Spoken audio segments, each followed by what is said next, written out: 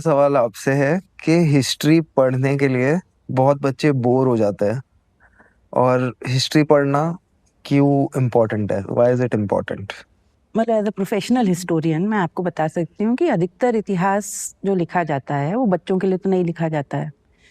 और स्कूल में जिस तरीके से पुराने तरीके से इतिहास पढ़ाया जाता था तो उसमें अक्सर ही रट्टे और नाम और तारीखें महत्वपूर्ण मानी जाती थी। तो वो करना आसान भी नहीं है और एक्चुअली पॉइंटलेस है। उसका कोई उससे कुछ होता नहीं है। अगर आपको तारीखें याद हैं या आपको नाम याद हैं तो उससे कुछ खास फायदा नहीं होता है। ये एक दिक्कत है। और दूसरी दिक्कत है कि हम अक्सर ही इतिहास को राजाओं की कहानी के तरीके से बताते हैं। तो आपको जानना जरूरी है कि बाबर था, फिर बाबर का बेटा हुमायूं था, फिर हुमायूं का बेटा अकबर था, फिर अकबर का बेटा जहांगीर था, जहांगीर का बेटा शाहजहां था, शाहजहां का बेटा औरंगजेब था। उसके बाद मुझे भी याद नहीं है।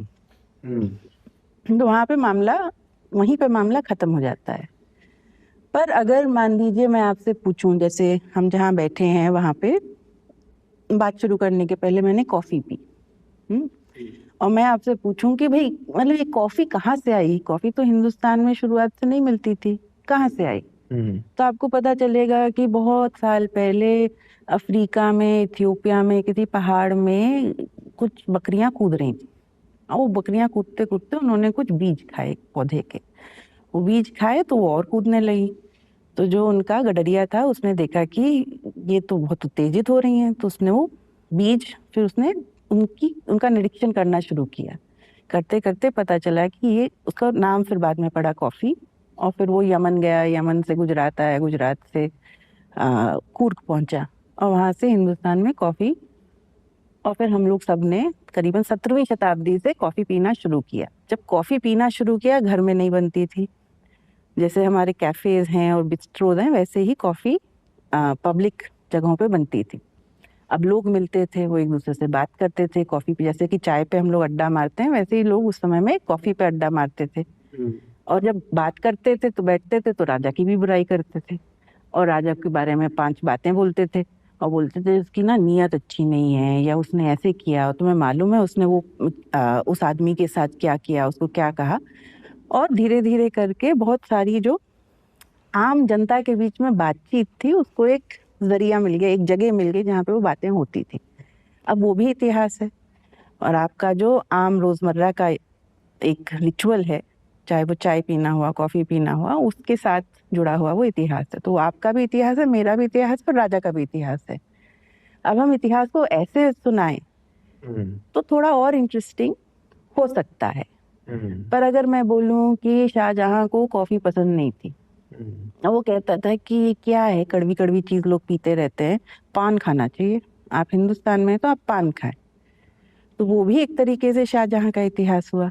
पर जो हमारे पास अलग अलग तरीके हैं जिससे हम इतिहास सिखा सकते हैं स्कूलों में, उसमें कहीं हम लोगों ने जाके चुना है सबसे जो नीरस तरीका है इतिहास पढ़ाने का।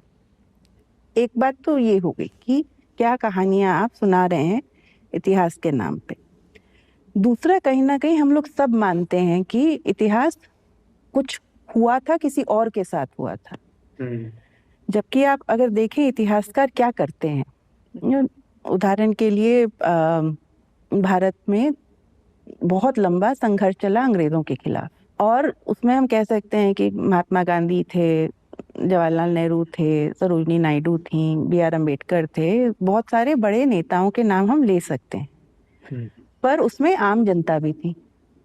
तो वो आम जनता कैसे उसमें योगदान देती थी, उस इतिहास के बारे में वो एक हर व्यक्ति का या हर इंडिविजुअल का अपना कहानी है। हर किसी के परिवार में, हाँ, कि मेरे दादा शायद जुड़े थे, नहीं जुड़े थे, खासतौर से अर्बन एरियाज में। मेरे घर में एक संदूक था।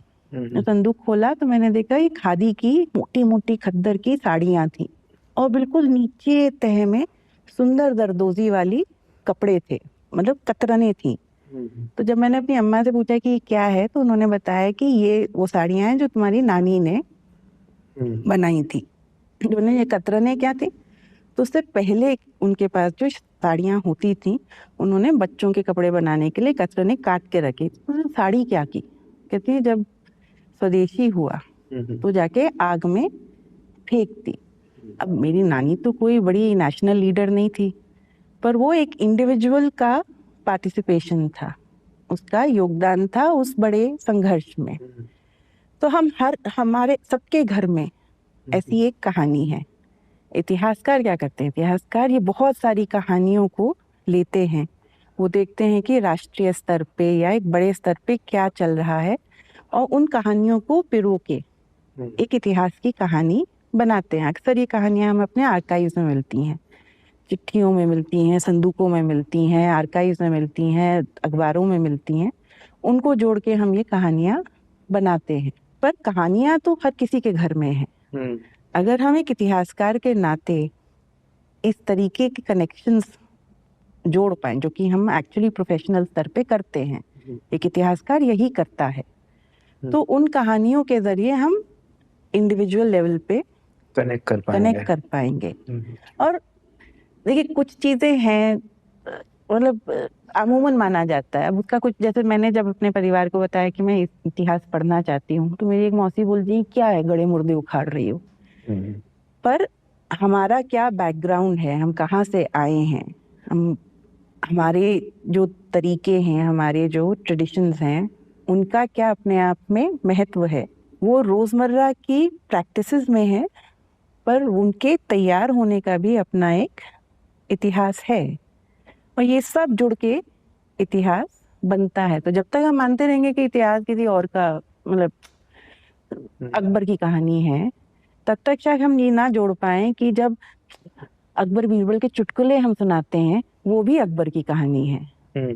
तो वो उस तरीके का कनेक्शन बनाना, जो कि जब भी आप एक अच्छे क्लासरूम में जाते हैं, और हम सबके जीवन में अच्छे अच्छे टीचर्स होते हैं, और कई स्टूडेंट्स के अच्छे टीचर हिस्ट्री के टीचर होते हैं, वो ये बातें उजागर कर पाते हैं, ये कनेक्शंस बना पाते हैं। तो आप देखते हैं कि जब ऐसा होता है, तो अचानक से जो चीज़ नीरस दिखती है बाहर से, वो अचानक से एक लाइवली, कलरफुल हो जाती है, और फिर इतिहास में रुचि लोगों की रहती है।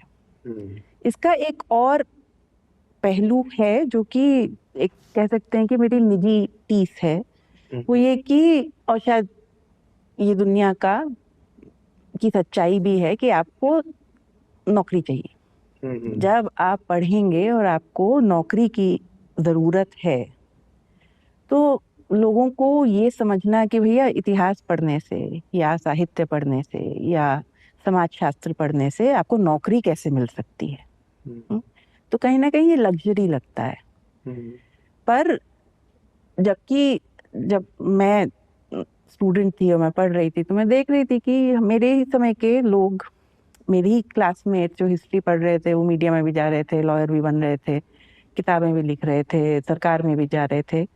तो उस समय इस तरीके का ये जो डिमांड है कि आपने अगर हिस्ट्री पढ़ा है, तो आप हिस्ट्री पढ़ के फिर आपको मालूम होना चाहिए कि जैसे ही मैं कॉलेज से बाहर निकलूं, तो मुझे क्या नौकरी मिलनी चाहिए।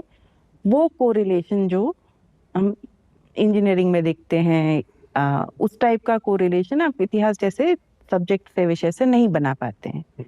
तो शुरू से ही स्टूडेंट्स को बोला, शुरू से ही बहुत कम उम्र से ही देखते हैं कि छात्रों को बोला जाता है कि भैया इसको पढ़ रहे हैं, पढ़ने की ज़रूरत है, क्योंकि आपका एक विषय है, पर इससे कुछ होगा नहीं, इससे आपको कुछ मिलेगा नहीं। तो एक मतलब शुरू से ही एक तरीके से अलगाववाद शुरू होता है। मतलब एक तरीके से हिस्ट्री में रुचि लोगों की कम होती है, क्योंकि लगता है ये फालतू है, जबकि फालतू तो ये नहीं है। पर बेसिकली जैसे आपने कहा कि तो हिस्ट्री के कैंपस प्लेसमेंट्स होते हैं, जैसे इंजीनियर्स के होते हैं, तो शायद हिस्ट्री को एक अलग नज़रिए से देखा जाता या पढ़ा जाता। पर हिस्ट्री पढ़ना इम्पोर्टेंट तो है ही। और अब जब हमारी सरकारें हिस्ट्री को कहीं माइथोलॉजी से जोड़ देते हैं, कहीं हिस्ट्री को ऑल्टर करने लग जाते हैं, तो अगर हिस्ट्री पढ़ना ज़रूरी नहीं है, तो सरकारें ये क्यों कर रही है? मेन मुद्दा है कि आपकी जो स्कूल की शिक्षा है, या शिक्षा प्रणाली है, या education in a country like India, उसका क्या महत्व है। एक तो है कि आप प्रोफेशनल तैयार करें, जैसे फैक्ट्री चीज़ें प्रोड्यूस करती हैं जिसको आप रोज यूज़ कर सकते हैं, वैसे ही इंसान प्रोड्यूस करेगी, जिसको आप मशीन में छोटे छोटे पार्ट्स की तरह फिट कर सकते हैं। एक ये है। दूसरा है कि आप नागरिक तैयार करते हैं। वो नागरिक कैसा नागरिक होगा, जैसे कि अक्सर ही बात में निकलता है कि सबसे पहले बच्चों को क्या सिखाया जाता है। बच्चों को शुरू से ही सिखाया जाता है कि भारतीय होने का क्या मतलब है, हिंदुस्तानी होने का क्या मतलब है, कि आपका राष्ट्रगान क्या है, आपका राष्ट्रगान किसने लिखा, उसके शब्द क्या हैं। जब राष्ट्रगान गाया जाएगा तो आपको सावधान में खड़े होना है, उसकी तरफ कोई डिसरिस्पेक्ट नहीं करना। तो एक तरीके से क्या, किस तरीके का नागरिक आप बनाएंगे वो आपकी शिक्षा से आता है। तो राष्ट्र कहाँ से आते हैं, या राष्ट्रवाद या राष्ट्रीयता कहाँ से आती है?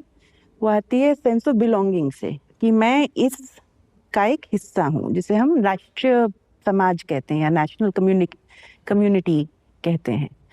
बिना इतिहास के आपको ये एहसास कैसे होगा? और हिंदुस्तान जैसे राष्ट्र का, जो कि कश्मीर से तमिलनाडु तक फैला हुआ है, जहाँ पे एक भाषा नहीं, थैंकफुली अभी तक नहीं है, या एक धर्म नहीं है, या एक रीति रिवाज भी नहीं है, तो उस राष्ट्र को कैसे साथ में जोड़ा जाए, उसमें इतिहास की, या किस तरीके से हम अपना इतिहास बनाते हैं, वो एक बहुत ही केंद्रीय मुद्दा रहा है।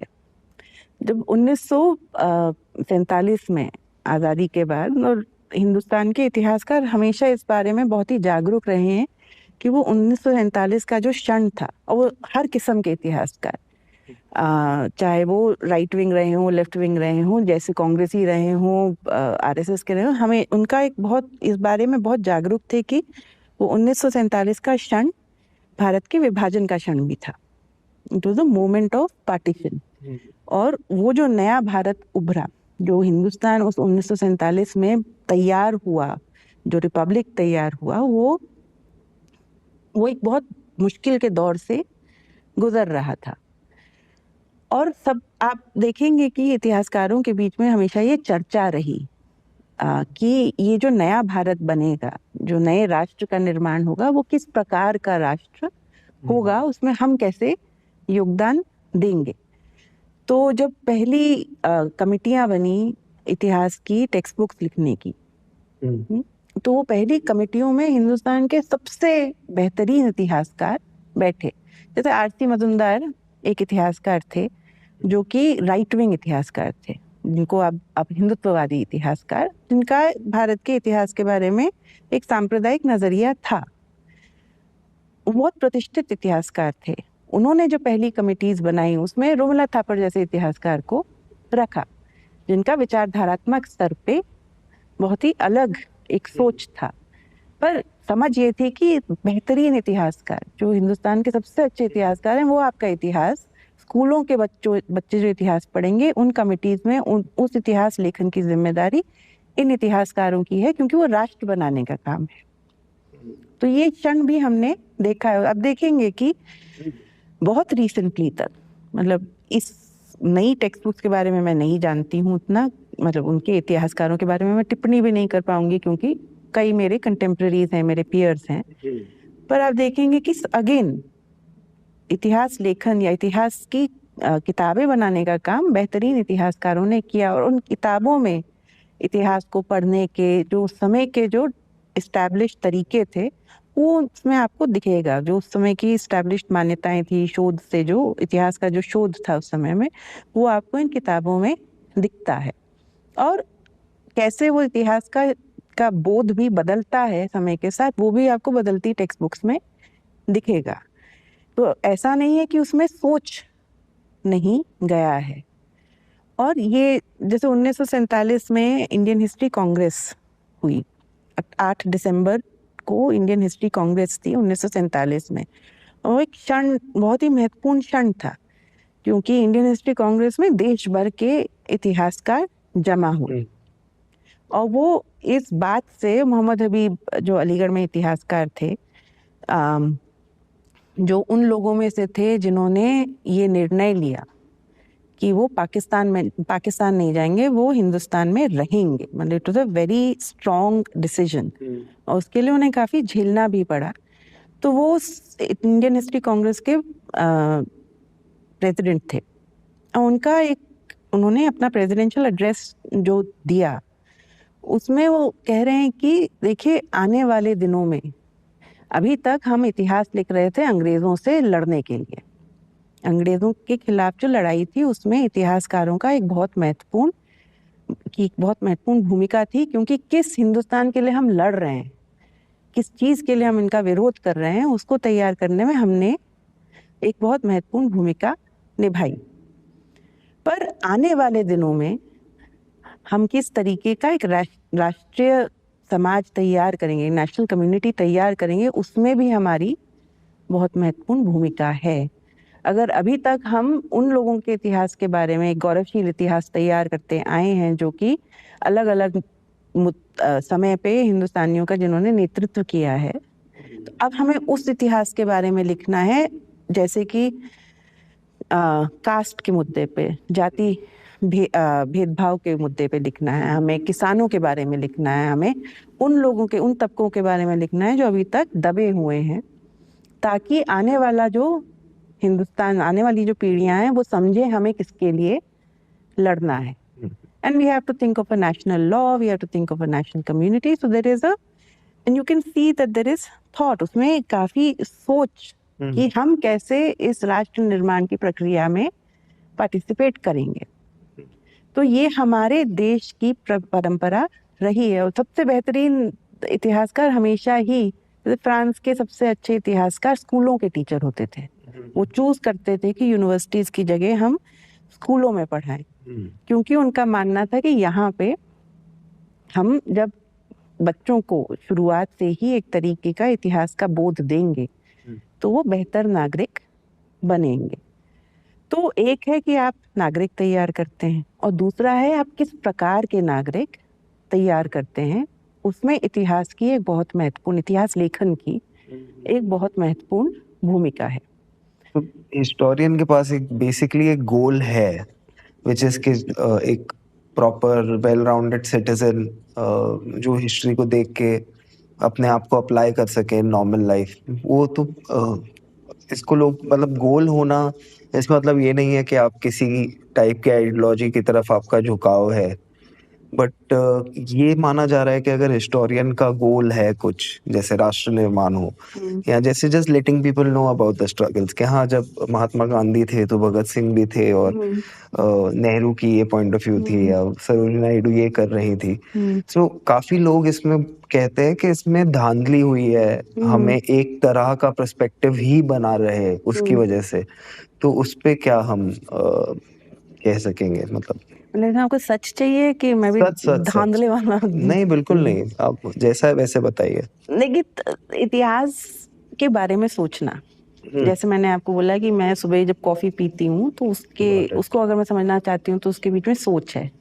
अगर आप, तो मेरी सोच होगी ना। तो मेरी क्या विचारधारा है, मेरी दुनिया के बारे में क्या समझ है, वो किसी ना किसी तरीके से वो मेरे हर एक्शन में निहित है। जब इतिहासकार इतिहास लिखते हैं तो वो वैसे भी चॉइस करते हैं। जैसे मैं अक्सर ही अपनी क्लास में, अगर मेरा कोई स्टूडेंट ये देख रहा होगा तो वो रोएगा, मैं अक्सर ही अपने स्टूडेंट से पूछती हूँ, आप मुझे बस ये बता दीजिए कि आपने सुबह से लेकर 9 बजे की क्लास है, आपने सुबह से लेकर अभी तक क्या किया। तो मुझे जवाब मिलेगा कि मुझे, हम तैयार हुए, हमने नाश्ते किया, हमने बस पकड़ी, हम कॉलेज आ गए। तो ऑब्वियसली मैंने कहा आँख खोली कि नहीं खोली? आँख खोली। तो मैंने कहा बताया नहीं। तैयार हुए, कौन सा दंत मंजन आपने इस्तेमाल किया, मतलब इको वजहदंती इस्तेमाल की कि कोलगेट इस्तेमाल किया कि दातुन किया, ये बताया? नहीं बताया। नाश्ता किया, नाश्ता किसने बनाया, खुद बनाया कि मम्मी ने बना के दिया, ये नहीं बताया। ये सब भी तो हुआ दिन में ना। तो आपने चॉइस किया क्योंकि आपको समझ है कि मैंने आज, मेरा सबसे ज़रूरी काम क्या था? मेरा सबसे ज़रूरी काम था इस क्लास में पहुंचना, जो कि झूठ है, अक्सर स्टूडेंट्स के लिए नहीं है।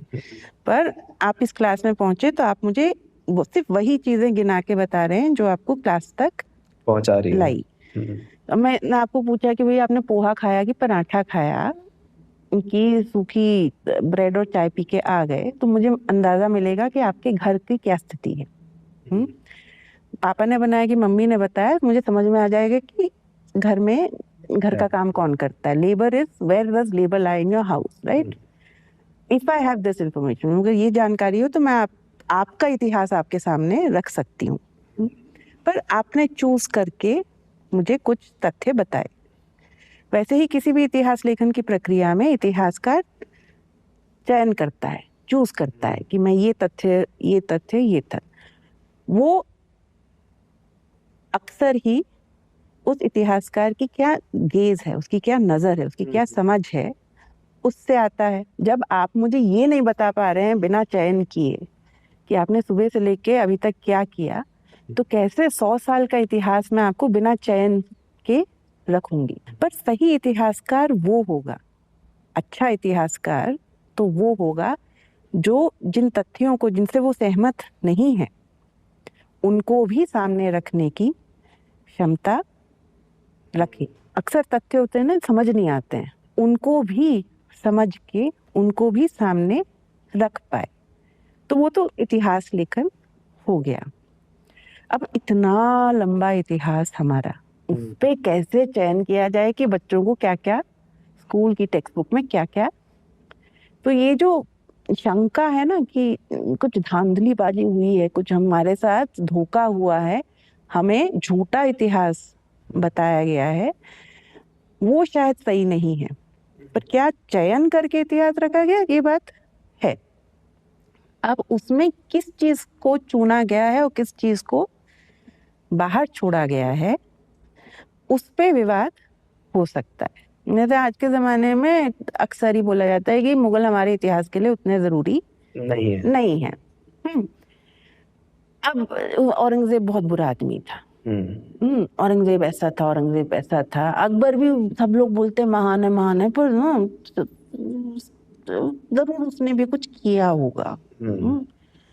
और ये बाबर का तो मामला ही नहीं समझ में आता है। वो मतलब फरगना से उठ के फिर काबुल आके फिर हिंदुस्तान आके खरबूजे लेके आया। मतलब कोई आता है किसी के घर खरबूजे लेके? अब वो खरबूजे और तरबूज लेके हिंदुस्तान आ गया।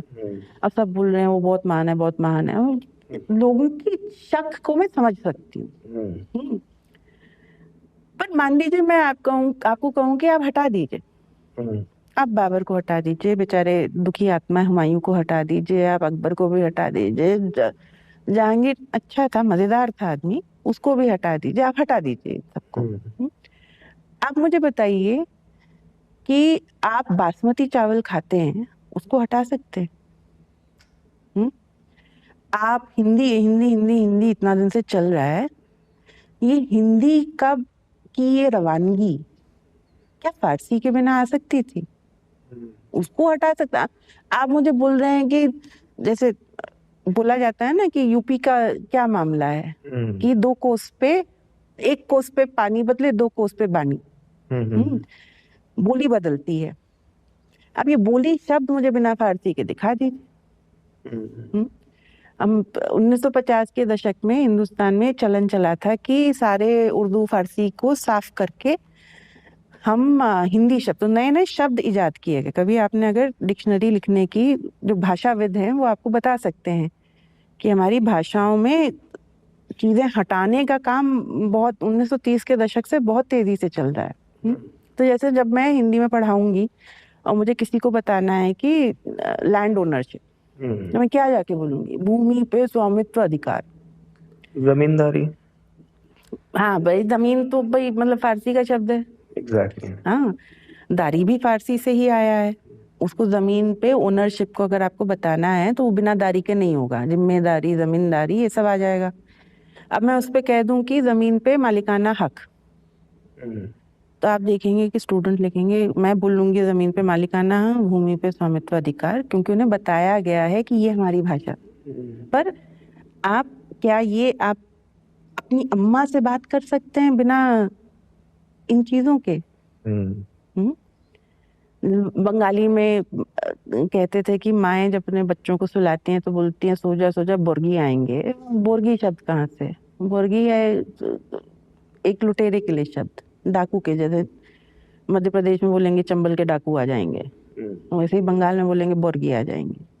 पर ये जो जो हमारी दुनिया है उसमें आप अकबर बाबर को हटा दें, शौक से हटाइए। इसको कैसे हटाएंगे? कमीज पहनी है कि नहीं आपने? वो कमीज कब आई हमारी भाषा? कमीज एक्चुअली पुर्तगाली का शब्द है, वो हमारी भाषा में आया मुगल कोट से। उसको कैसे हटाएंगे? आपके 5 फिल्म के गाने नहीं बचेंगे अगर आप उन रागों को हटा दें। अब तानसेन को हटा दें तो कैसे चलेगा भाई? हिंदुस्तान के म्यूजिक के इतिहास से आपके कौन है जो हर रोज उठ के पहले 5 पाकिस्तानियों को गाली देते हैं? अभिजीत। वो कैसे गाना गाएंगे? करेक्ट। तो अगर आप इन राजाओं के नाम हटाना चाहते हैं, अब राजाओं के नाम हटा दें, पर अपना इतिहास आप इस दौर के बिना कैसे समझेंगे जहाँ पे चीजें आई, चीजें गई, चीजें मिली? जैसे अगर आप यूपी, मध्य प्रदेश, राजस्थान में अगर आप बड़े शहर नहीं, शहरों के बाहर अगर जाएं तो आपको अक्सर ही मंदिर मिलेंगे जिन पे डोम रहता है, और मतलब जो तिकोने नहीं है, और जिनके गेट्स, दरवाजों पे जो बारादरी सी बनती है उस पे ऐसे कस्ट आर्चेस मिलते हैं।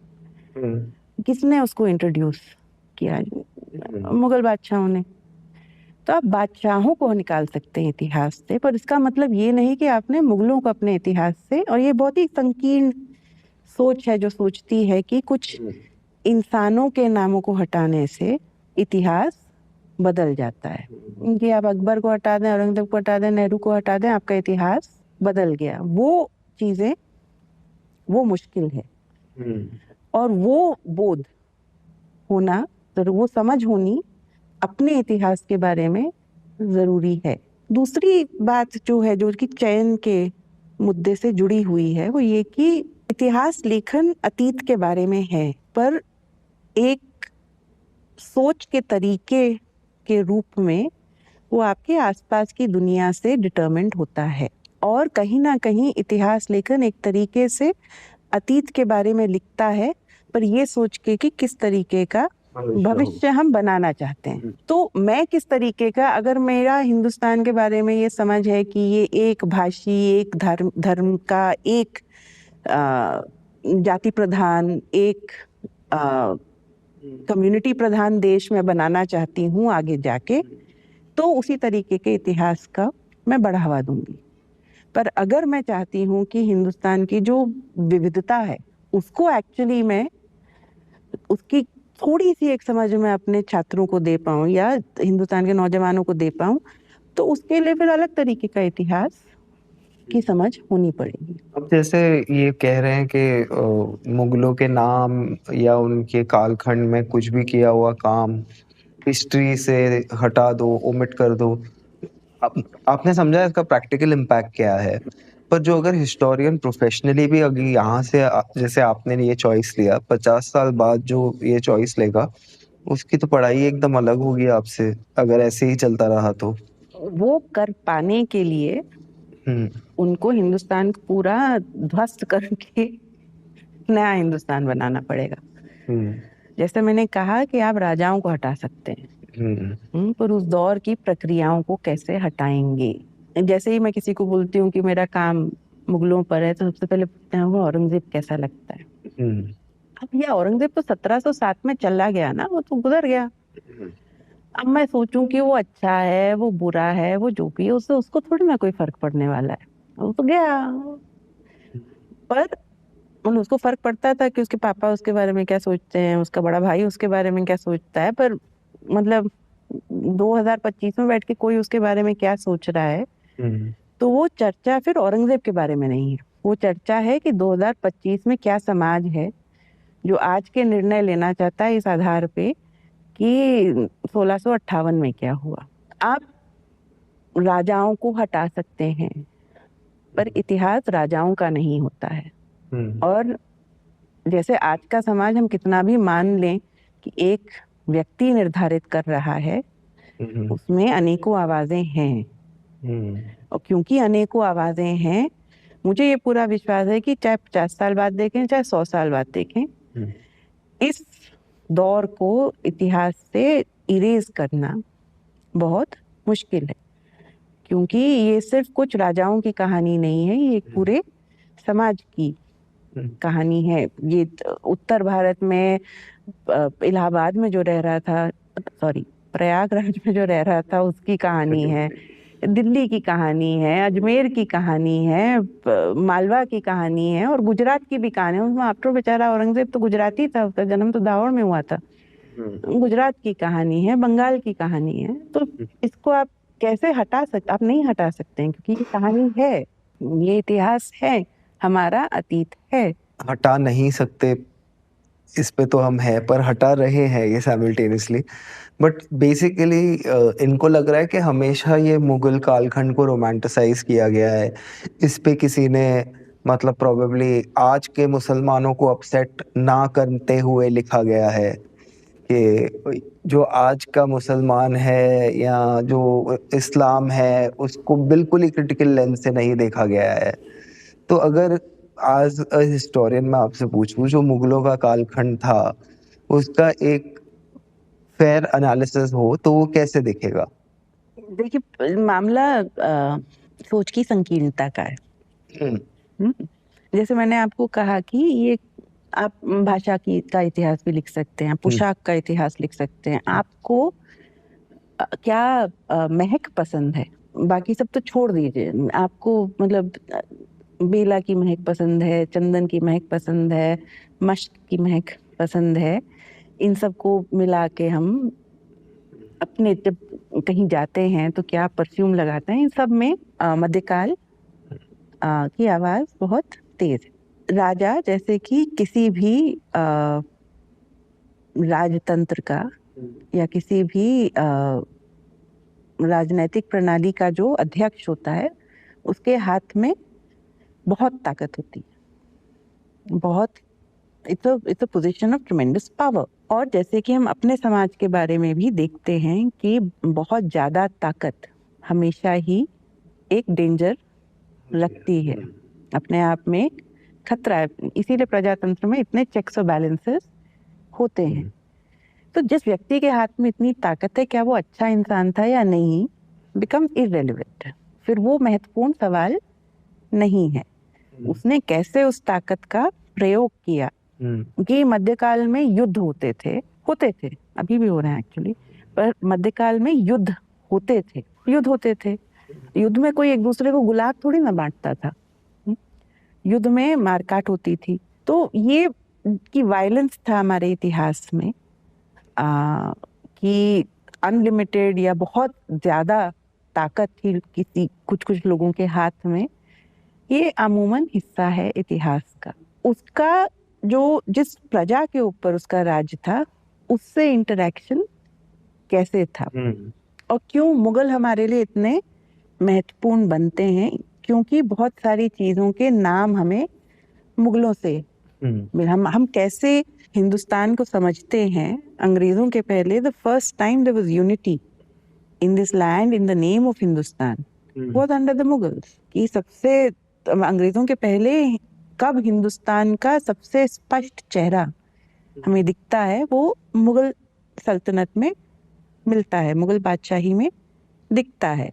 और उसके विरुद्ध भी अनेकोनेक रिबेलियंस थे, वो भी हमें दिखते हैं। कहीं ना कहीं बहुत गहराई से मुगलों का प्रभाव हिंदुस्तान, आज के हिंदुस्तान में हमें इसलिए दिखता है कि जैसे मैंने कहा कि हमारी भाषाएं उनसे बनी हैं।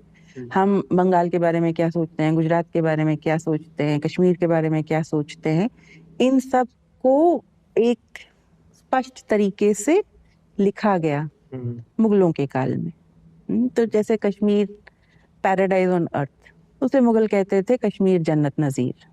तो हम उसका प्रोडक्ट है, उस पीरियड का हम प्रोडक्ट हैं। उससे हमें जो लीनिएजेस निकालनी है, जो उसकी हमें वंशावली निकालनी, आज के दिन में जो वंशावली निकालनी है, वो हमें अक्सर ही मुगल काल तक ले जाती है। तो क्या मुगल राजा बहुत अच्छे लोग थे? वो राजा थे। क्या उस दौर में वायलेंस हुआ, उसमें मारकाट हुई? हाँ, क्या वो मारकाट अपने दौर की अजायब थी कि वही इकलौते थे जो जहाँ पे लड़ाइयाँ हो रही थी, मुगलों के तहत लड़ाइयाँ हो रही थी? ऐसा नहीं है, वो भी हम जानते हैं। क्या मुगल सल्तनत और आज का हिंदुस्तान एग्जैक्टली सेम थे? नहीं। Course not.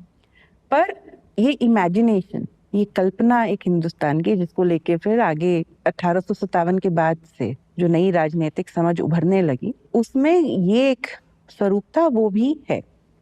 जहां तक क्या ये राजा, मतलब ये मुसलमानों के राज का दौर था, क्या ये राजा मुसलमान थे? हाँ। क्या ये सबको मुसलमान बनाने की कोशिश कर रहे थे? उसका हमें ऐतिहासिक प्रमाण नहीं मिलता है, और बहुत कोशिश की गई है। जैसे एस.आर. शर्मा थे, एक उन्होंने बहुत मतलब मेहनत की कि औरंगजेब के दौर में राज्य द्वारा, स्टेट द्वारा लागू किया गया कन्वर्जन, CA/NRC टाइप कुछ। हाँ, नहीं, कि धर्म परिवर्तन किया जाए जिसमें राज्य का अपना योगदान था। तो उन्हें 109, 10, 11 से ज्यादा संख्या में ये प्रमाण मिला नहीं। क्या राजा इस्लाम को अपहोल्ड कर रहे थे? इसको कहना शायद सही नहीं होगा। क्या वो मुसलमान थे? हाँ। पर क्या वो इस्लाम लागू कर रहे थे, सब पे शरिया लागू कर रहे थे? तो जैसे उदाहरण के लिए शरिया क्या हुआ, एक तरीके का एक लॉ कोड हुआ। तो अगर आप मुसलमान नहीं थे और आपके परिवार में झगड़ा हो रहा है संपत्ति को लेके, तो क्या आप शरिया के, जैसे कि हम जानते हैं कि there is a difference in property right across different religious law code, तो शरिया के जो अधिकार हैं वो शायद दूसरे समुदायों के नहीं हैं या उनसे अलग हैं। तो आप क्या करेंगे? तो आपके पास ऑप्शन होता था कि आप अपने गांव के पंचायत के पास जा सकते थे, आप अपने शहर के सदर के पास जा सकते थे, आप अपने समुदाय के प्रमुख के पास जा सकते थे, और आप चूज करते थे कि आप किस लॉ कोड के तहत अपनी प्रॉपर्टी डिस्प्यूट का समाधान निकालेंगे। इसमें ऐसा भी हमें प्रमाण मिला है, महिलाएं, खासतौर से विधवा महिलाएं अक्सर ही सदर के पास जाके, वो चाहे मुसलमान ना रही हूँ, चाहे वो हिंदू रही हूँ, जाके बोली हैं कि इस न्याय संहिता के तहत मेरा ये अधिकार बनता है, मुझे ये दिया जाए। मेरे पति का देहांत हो गया, मुझे ये अधिकार दिया जाए। तो किस आधार पे हम राज्य को, उस राज्य व्यवस्था को मुस्लिम घोषित करते हैं? वापस इसी मुद्दे पे आता है कि राजा कौन था। तो आपने मान लिया कि राजा मुसलमान था, तो प्रजा भी उसके ही तहत थी, जबकि हम देखते हैं कि एक्चुअली लोग चूज कर रहे थे, उनके पास ये ऑप्शंस थे, और वो चूज कर रहे थे कि मेरे लिए क्या बेस्ट फिट है। तो उस तरीके का रिलेशनशिप हमें दिखता है। फिर वो एक लीगल प्रेसिडेंट बन जाता है कि एक हिंदू महिला, विधवा महिला गई, उसने कहा कि भैया शरिया के तहत मुझे बेहतर अगर मिल रहा है तो आप हमें दे दीजिए, तो फिर अगली वाली भी सोचेगी। तो इस तरीके से न्याय का चरित्र ही, या न्याय संहिता का चरित्र भी, जो रोजमर्रा में लोग इस्तेमाल कर रहे थे, क्योंकि अल्टीमेटली हम जानते हैं कि धर्म तो रोजमर्रा का मसला है। आपकी डेली प्रैक्टिस, आप सुबह उठ के किसको सोचते हैं सबसे पहले, उसका मसला है। उसमें किस हद तक राजा का मुसलमान होना आपके लिए महत्वपूर्ण था, या अकबर और जहांगीर के दौर में सबसे पावरफुल कौन था राजा के बाद? अब देखेंगे राजा मान सिंह थे। जब अकबर ने बोला कि देखिए मुझे लगता है कि मेरी ये सोच है, मैं कुछ अनुयायी चाहता हूँ, तो राजा मान सिंह ने बोला देखिए आपको मैं बहुत पसंद करता हूँ, आपकी मैं बहुत रिस्पेक्ट करता हूँ, वो मुझे नहीं चाहिए आपका ये अनुयायी बनना। नेगोशिएशन हो गया ना। तो जब भी हम किसी राज्य को ऐसे स्लॉट कर देते हैं, जैसे हमारे टीचर थे बी.डी. चट्टोपाध्याय, तो बी.डी. चट्टोपाध्याय का एक किताब में एक बहुत ही खूबसूरत स्टेटमेंट है। वो कहते हैं कि वो आधुनिक आदमी का घमंड है, जो कहता है कि आज मैं जिस तौर पे, जिस तर्ज पे दुनिया के बारे में सोचता हूँ, इतिहास में भी लोग उसी तर्ज से सोचते थे। तो आज के दिन में पोस्ट पार्टीशन इंडिया में मेरे लिए हिंदू मुस्लिम होना मेरी आइडेंटिटी का सबसे महत्वपूर्ण हिस्सा है। तो मैं मान के चलता हूँ कि 600 साल पहले भी लोग ऐसे सोचते थे। तो ये हमारे घमंड से बात आती है। आप अगर जानना चाहते हैं कि कब मुसलमान होना मुगलों का इतना महत्वपूर्ण बन गया, तो उसका भी अपना एक इतिहास है। 1857 में जब मुगलिया सल्तनत टूटी, और 1857 में जो सिपाही थे जो कि मेरठ से उठ के जा रहे थे दिल्ली, तो उन्होंने तो एक मुसलमान मुगल बादशाह को ही घोषित किया ना, हिंदुस्तान का बादशाह, कहा कि आपके झंडे के तहत हम लड़ने को तैयार है। उन्होंने नहीं सोचा कि हम उसको एक मुसलमान को बादशाह घोषित कर रहे हैं कि नहीं। पर 1857 के बाद खासतौर से अंग्रेजों के राज्य में ये आइडेंटिटीज अपने आप में और ठोस और स्टैग्नेंट, स्थिर, स्थायी, एक तरीके से जैसे जड़ता हो जाती है ना, उस तरीके की जड़ता हमें 1857 के बाद हम एक ऐतिहासिक प्रक्रिया के दौर में देख सकते हैं। एक चीज आपने इंटरेस्टिंग कही कि जब ब्रिटिश का रूल था तब इंडिया यूनाइट होना शुरू हुआ, और ऐसी यूनिटी मुगल एरा में भी थी। और जो आपने choice of religion as per convenience, कि हाँ अगर मुझे शरिया के तरफ, नहीं, नॉट रिलीजन, लॉ कोड, या choice of law code as per convenience, कि शरिया की तरफ अगर मुझे ज्यादा प्रॉपर्टी मिल रही है as a woman, I will choose that law code. पर ये फिर तो जो क्लेम है कि तलवार के नोक पे भारत में इस्लाम आया, वो ऐसा तो नहीं हुआ। तलवार की नोकें भी आई और इस्लाम भी आया, बस लोगों ने दोनों को एक साथ जोड़ दिया कर है। दिया है, हाँ। तो जब आपने कहा कि मुगल रूल के टाइम पर इंडिया यूनाइट हुआ, तो यूनाइट होने के कारण क्या थे? अब यूनाइट होना, 1600 में यूनाइट होना और 1947 में यूनाइट होना अलग अलग बात है। पर ये आभास होना कि हम एक सल्तनत के बाशिंदे हैं, जिसका बादशाह ये, तो कश्मीर में भी लोग उस सल्तनत के हैं और बंगाल में भी हैं, वो एक आभास हम देखते हैं। वो कहीं ना कहीं उसमें ये बात जुड़ी हुई है कि ये बादशाह एक तरीके की, हर राजा की अपनी एक भाषा होती है। हाँ, वो भाषा राजनीति की भाषा होती है। जिल्ले इलाही, बादशाह सलामत, ये एक तरीके से राजा की भाषा है। आप मेरे दरबार में आ रहे हैं, ये दरबार होना भी अपने आप में एक भाषा है। क्यों अकबर को बादशाह मानेगा आदमी? तो जो किसान खेती कर रहा है उसको बताया जा रहा है कि तुम अगर खेती कर रहे हो तो तुम्हारी 1/3 फसल राजा को कर के रूप में तुम दे रहे हो। तो क्यों दे रहा है? एक हो सकता है कि नहीं देगा तो उसे डर है कि उसको मारेंगे, पर जितने किसान हैं और जितने सेनानी हैं, जितने सेना है, उसमें तो अंतर है। तो कहीं ना कहीं वो किसान अग्री कर रहा है कि मैं इस राजा को कर दूंगा। किसान क्यों कह रहा है कि मैं इस राजा को कर दूंगा? क्योंकि राजा राज्य चलाता है और राजा न्याय करता है। तो अगर अन्याय हो रहा है तो मेरा जो मुझसे ऊपर जो अधिकारी है वो मेरे साथ अन्याय कर रहा है, तो मैं वो राजा के पास जाके न्याय मांग सकता हूँ। मांगते हैं, अक्सर ही मांगते हैं। जहांगीर ने राजा बनने पे सबसे पहले एक लंबी सी जंजीर पे एक घंटी लगाई थी कि जिसको भी राज्य में न्याय चाहिए वो आके घंटी बजाए, चाहे सुबह हो चाहे रात हो, मैं आके उसकी बात सुनूंगा। तो ये कहना कि मैं एक न्यायपूर्ण राजा हूँ, इनके लिए बहुत जरूरी था। पर ये अंडरस्टैंडिंग, ये समझ कि राजा का काम है कि राज्य में शांति रखे और न्याय करे। राजा और प्रजा दोनों के बीच में एक तरीके से आम सहमति थी, वो राजनीति की भाषा है। मैंने मतलब नौलखा हार पहना है, राजनीति की भाषा नहीं है। कि राजा और प्रजा के बीच में आम सहमति है कि इस राज्य का ये मतलब है, वो एक आम सहमति है।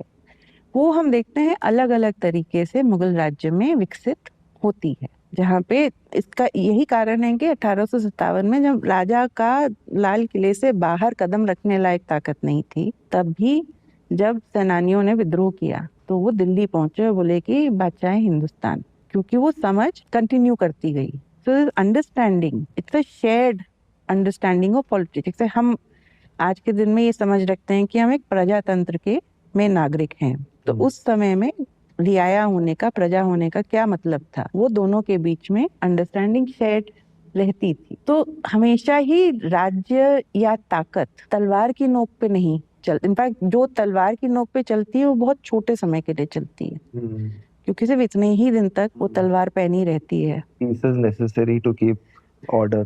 it's also, it has, if it's not shared, how long does violence work? It's very simple. You look at the world around you. आज के दिन में हमारा जो समाज है उसमें एक आम सहमति जिससे हम सहमत हो नहीं हो एक विकसित हो रही है, which allows this politics to continue until you don't counter it politically. एक और चीज जो काफी लोग कहते हैं कि मुगलों ने आके हमारा धर्म खत्म करने की कोशिश की, मंदिर तोड़ने की कोशिश की, मस्जिद उसके ऊपर बनाने की कोशिश की। इसको कॉन्टेक्स्ट में अगर हम रखें कि कैसे होता है ये, बाकी जगहों पे कैसे हुआ, यहाँ पे कैसे हुआ, तो कॉन्टेक्स्ट में रखते हुए अगर हम इस पे थोड़ा बात कर सके तो। ये ना मुश्किल मुद्दा है। हाँ, इसका कोई आसान जवाब नहीं है। एक इतिहासकार का जवाब है कि जब युद्ध होता है, और मैं बिना किसी धर्म को बीच में लाए बोल रही हूँ, जब युद्ध होता है तो आप कैसे स्थापित करते हैं कि मैं जीत गया? Where does my victory lie? मैंने तुम्हें हराया, तुम्हारे घर को ले लिया, तुम्हारे राज्य को ले लिया, तुम्हारी बीवी को ले लिया, तुम्हारे खजाने को ले लिया, तुम्हारे बच्चों को ले लिया, फिर भी वो जीत पूरी नहीं हुई। My victory is not complete till I even make your gods bow before me. ये दुनिया भर में युद्ध का नियम रहा है। आप यूरोप का इतिहास उठा के ले लीजिए। जब यूरोप अमेरिका गया, उसने अमेरिका पे अपना शासन स्थापित किया, कॉलोनियलिज्म स्थापित किया 1500 से, तो सबसे पहले उन्होंने जो वहाँ के लोगों के भगवान थे उनको जमीन में गाड़ा या जला दिया, because that is how you win. Hindustan में इसका एक अलग इतिहास रहा है। बहुत लंबे समय से आपको ये उदाहरण मिलेंगे कि धार्मिक स्थलों पे अटैक होता आया है, मतलब बौद्ध स्तूपों पे, जैन मंदिरों पे, शैव राजा वैष्णव राजाओं के मंदिर तोड़ते थे, वैष्णव राजा शैव राजाओं के मंदिर तोड़ते थे। तो ये धर्म को बीच में या किसी भी कॉन्फ्लिक्ट में बीच में लाना एक अपना एक तरीका, ये भी एक राजनीति की भाषा का हिस्सा रहा है। जो मुसलमान शासक जिन्होंने मंदिरों पे हमला किया उसका अपना, और उसको मंदिर पे हमला करने का जो अपना एक संदर्भ है, एक होता है कि मैंने मंदिर तोड़े, दूसरा होता है कि मैंने मंदिर का पत्थर इस्तेमाल किया। ये दो अलग अलग तरह का डिस्ट्रक्शन है। क्या वो व्यक्ति जो मंदिर तोड़ रहा था वो इस भावना से तोड़ रहा था कि मैं इस मंदिर को तोड़ने आया हूँ? उसके भी उदाहरण हैं। दूसरे उदाहरण ये भी हैं कि भाई आपने मंदिर को धमकी दी क्योंकि वो मंदिर उस राजा का मंदिर, तो वो उस दौर की राजनीति का हिस्सा है। उसमें मंदिर टूटे भी हैं। अब सब लोग मंदिर तोड़ने की बात करते हैं, कोई ये बात नहीं करता है कि मुगल काल में सबसे ज्यादा मंदिर बने भी, और कई बार हुआ कि उन मंदिरों को बनाने के लिए जो ग्रांट्स दी जाती थी वो ग्रांट्स भी राजाओं ने दी। अब कोई मंदिर मिट्टी का तो नहीं बनता है ना, मंदिर बनते हैं पत्थर के, उस पे नक्काशी होती है, उसको सुंदर बनाया जाता है। उसके बाद आसपास के गांव उसको लैंड ग्रांट के रूप में दिए जाते हैं कि मंदिर को चलाने के लिए तो पैसा चाहिए। अक्सर ही हम पाते हैं कि कई लैंड ग्रांट्स राजाओं ने दी। जैसे राजा मानसिंह ने बंगाल में, बिहार में बहुत मंदिर बनवाए, जगन्नाथ का रिपेयर करवाया। उनको तो कभी कहा नहीं गया कि आप ना कीजिए। तो मंदिर तोड़ना नहीं तोड़ना, मंदिर बनवाना नहीं बनवाना, उसकी लैंड ग्रांट्स देना नहीं देना, ये सब चीजें हमको एक साथ होती हुई दिख रही हैं। जब टूटते हैं उसमें भी एक राजनीतिक स्टेटमेंट होता है, और जब उनको अपकीप किया जाता है वो भी। और औरंगजेब के दौर में तो दोनों ही उदाहरण मिलते हैं। औरंगजेब पैसा भी दे रहा है मंदिर बनने का, मंदिर के रिपेयर का। कई लोग बोल रहे हैं कि औरंगजेब की वजह से मंदिर टूट भी रहे हैं। तो वो एक इतिहास है। दूसरा इतिहास है जो किस तरीके से इसको याद किया जाए। आप अभी उत्तर से लेकर दक्षिण में कहीं चले जाएं, जहां आपको एक मंदिर दिखेगा जो थोड़ा सा रुइन में, पुराना मंदिर दिखेगा, ये रुइंड है, वहां पे आप 5 मिनट में पंडित से बात कीजिए, बोलेगा कि बहुत भव्य मंदिर था औरंगजेब ने। तो कहीं पे, चाहे औरंगजेब उस रास्ते गया भी ना हो, औरंगजेब वो मतलब एक तरीके से ऑल इनकम्पासिंग एंटिटी बन गया है, जिसकी मतलब दृष्टि से ही मंदिर टूट जाते थे। But that is the creation of popular narrative. वो एक तरीके से कहानी बनाई गई है जिसका ऐतिहासिक प्रमाण नहीं मिलता है। पर मेरे लिए जो ज्यादा जरूरी सवाल है कि मान लीजिए ये सब हुआ भी, तो ये सब हुए 400 साल हो गया ना। हम लोग 2025 में किस तरीके का हिंदुस्तान बनाना चाहते हैं, हम वैसा हिंदुस्तान बनाना चाहते हैं जो 1700 में था। क्या हमने सोच में या राजनीतिक तरीकों में या इंटरपर्सनल इंटर कम्युनिटी रिलेशंस में कोई और विकास नहीं आया है कि हम अभी भी वही तरीके अपनाना चाहते हैं जो कि 400-600 साल पहले लोग अपनाते थे? That I think is a far more important question. ये हमारे लिए सवाल ये नहीं है कि उसने तोड़े कि नहीं। एज अ हिस्टोरियन मेरे लिए सवाल है कि हम आगे तोड़ना चाहते हैं क्या, क्या तोड़ना चाहते हैं और क्या बनाना चाहते हैं। पर अभी अगर काफी लोग मुगल हिस्ट्री जो हमारी एक शेयर्ड हिस्ट्री है जैसे हमने डिस्कस किया, उसमें रिविजन्स ओमिटेशन लाइक कुछ चीजें ओमिट करके कुछ चीजें रिवाइज करके, और अगर यही फ्री तरीके से वो करते रहे तो इसका आगे इम्पैक्ट क्या होगा? पहली बात तो गलत इतिहास होगा। That will be just wrong. We will be a people who will believe in wrong history. दूसरा है कि मतलब इसके पीछे जो कारण है वो यही है कि हम एक सिंगल कम्युनिटी, सिंगल कास्ट, इस टाइप की चीजों को बढ़ावा दें। एक भाषा, एक धर्म और एक जाति का तबका, उसको बढ़ावा दें। इसके पीछे उद्देश्य यही है। ये सवाल हिस्ट्री का नहीं है, ये सवाल इतिहास का नहीं है, ये सवाल राजनीति का है। और इसके पीछे राजनीति है एक संकीर्ण देश तैयार करना, एक विविध विरासत को दरकिनार करके एक संकीर्ण देश तैयार करना जो कि सिर्फ कुछ इंटरेस्ट को सर्व करे। जब स्टूडेंट्स मुझसे पूछते हैं कि इतिहास पढ़ने का क्या फायदा, वैसे तो मतलब बहुत मुश्किल होता है, स्टूडेंट्स बहुत बुद्धू वाले सवाल भी पूछते हैं, इतिहास पढ़ने का क्या फायदा? और कोई फायदा नहीं है, जाओ नहीं पढ़ो। पर इतिहास पढ़ोगे तो दुनिया को समझोगे। दुनिया को समझना है, दुनिया को समझ के उसमें कुछ बदलाव लाना है तो इतिहास पढ़ो। पर वो किस तरीके की सोच रख के तुम दुनिया से मिलने जाओगे, वो डिसीजन है कि आप एक नैरो सेक्टेरियन बिगेटेड अंडरस्टैंडिंग रखना चाहते हैं कि आप you actually want to look upon a past which gives you pride. ये विविध देश है जिसमें इतनी भाषाएं हैं, इतने प्रकार के लोग हैं, इतने रहन सहन के तरीके हैं, या हम लोग सब एक करण जौहर की फिल्म की तरह यूनिफॉर्म में शिफॉन साड़ी और लगा के खड़े हो जाएं। That is really a choice to be made, and ये चॉइस हमारे सामने आज के दिन में हमारे आम जीवन के हर पहलू में हमारे सामने ये सवाल खड़ा किया जा रहा है। ये सिर्फ इतिहास का सवाल नहीं है। आप क्या खाएंगे, आप क्या भाषा बोलेंगे, आप किससे प्रेम करेंगे, आप इन सब दायरों में हमसे ये बोला जा रहा है, ये चॉइस आपको करना है। काफी इतिहासकारों को कहा जाता है कि you are an Mughal apologist, which is something that I don't get it. मतलब आप तो सिर्फ वो टाइम पे जो हुआ था उसको एक तरह से बस बता रहे हैं। जैसे आपने वो एग्जाम्पल दिया कि आप सुबह उठे, आपने 10 चीज की पर आप 5 बताते हैं। जैसे अगर मैं एक फिल्म बना रहा हूँ जहाँ मैं दिखाना चाहता हूँ कि चाय बन रही है, तो मैं पूरा प्रोसेस तो नहीं बताऊंगा दुकान से लाने तक के। चाय की पत्ती डाल रही है, थोड़ी उबल रही है, फिर आपने दूध डाला, शक्कर, that's about it. Full marks. तो ये करने से लोग कह रहे हैं कि इम्पोर्टेंट चीजें आप ओमिट कर देते हैं, और जो ग्लोरिफिकेशन वाली चीजें है, जैसे अकबर अपने दरबार में रिलीजियस डिबेट रखता था, ये आप हाईलाइट कर देते हैं। तो ये डिसीजन, वापस उस पर थोड़ा बात करें कि ये डिसीजन क्या रखना है और क्या नहीं रखना है, वो कैसे लेते हैं? एक तो कुछ पर्सनल प्रेफरेंस होती है, पर सबसे ज्यादा जरूरी है कि हर इतिहास लेखन का काम एक विचारधारात्मक काम है।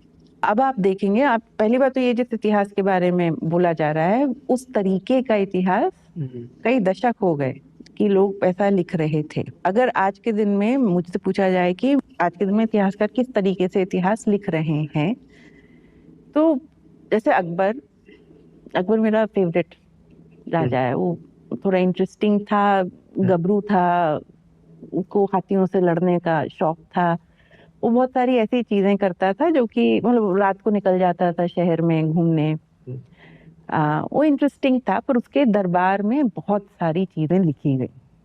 तो as a historian it's important for me that I have a lot of sources from that period.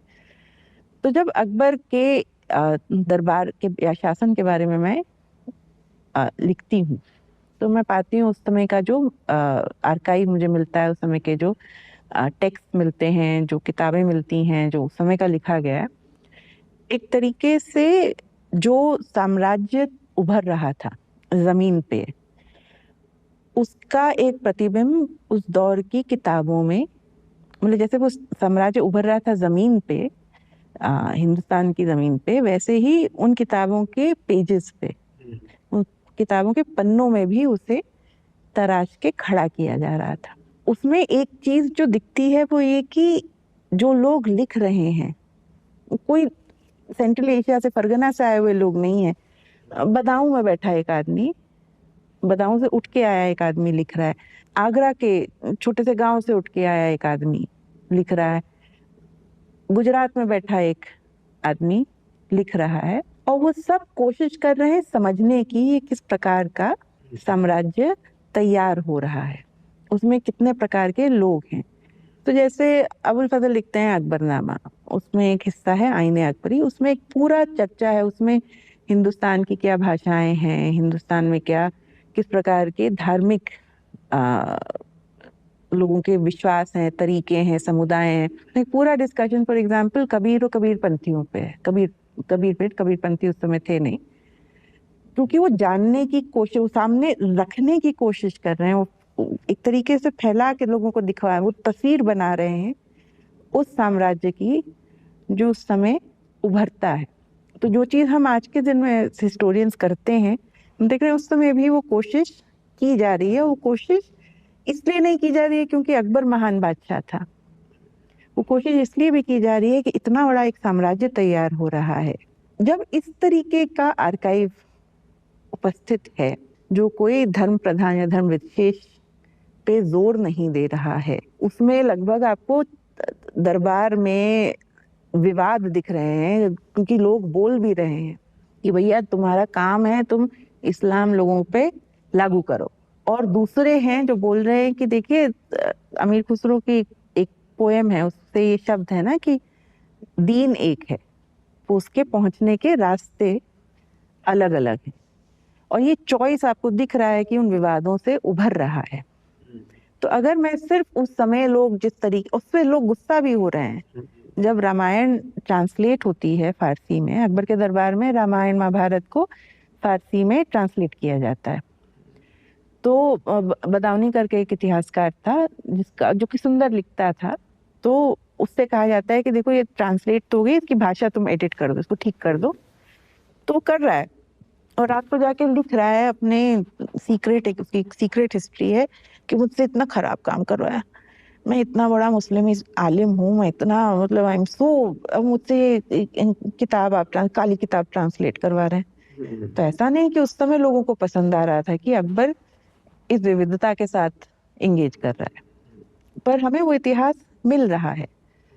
तो अगर उस समय के इतिहास का एक असली, उस तथ्य पे आधारित, उस समय के आर्काइव पे आधारित मुझे कहानी बतानी है, तो मुझे ये रखनी पड़ी।